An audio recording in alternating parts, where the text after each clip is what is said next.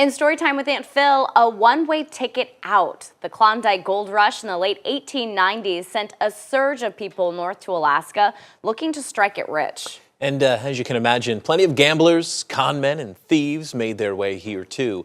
As Laurel Downingbill explains, police had their own way of eventually getting rid of them. Before Alaska became a territory in 1912, miners would take the law into their own hands, oftentimes beating, banning, sometimes even murdering people for their crimes. But eventually we would move away from this type of vigilante justice, and eventually, Laurel, if you couldn't shape up, they would just ship you out.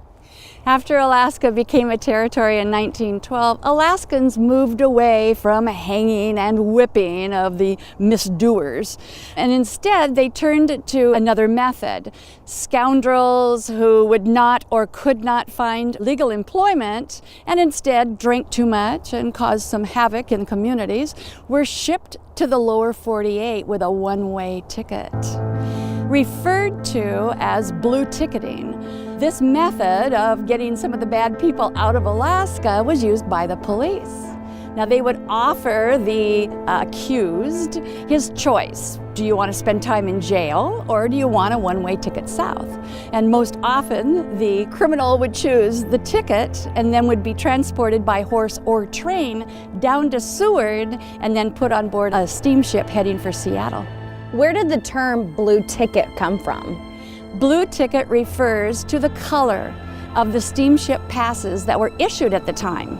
Now sometimes community members would actually pool resources to buy a scallywag a ticket out of town if he was causing problems, and business people also would donate to a fund.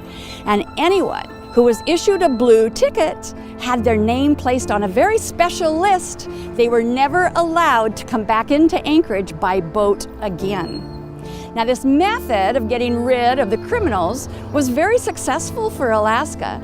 Once in a while, one of the criminals would actually sell his ticket once he got down to Seward and take that money and get back into the criminal activities that first got him the ticket in the first place. But overall, it proved to be a very satisfactory way of getting some of those ne'er-do-wells out of the territory. But obviously the practice of blue ticketing would eventually play itself out. Yes, it did, and I'm sure that a lot of attorneys were very happy to see it go, for it provided no due process and was probably unconstitutional. However, today we still see a form of banishing going on in some of our villages. In fact, in 2014, the Athabascan Indian Tribal Authority banished 2 individuals who were involved in the killing of 2 state troopers from Tanana.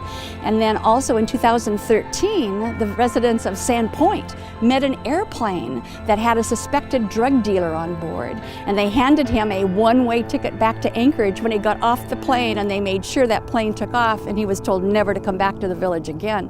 There are also other examples of banishment going on in Alaska to this day.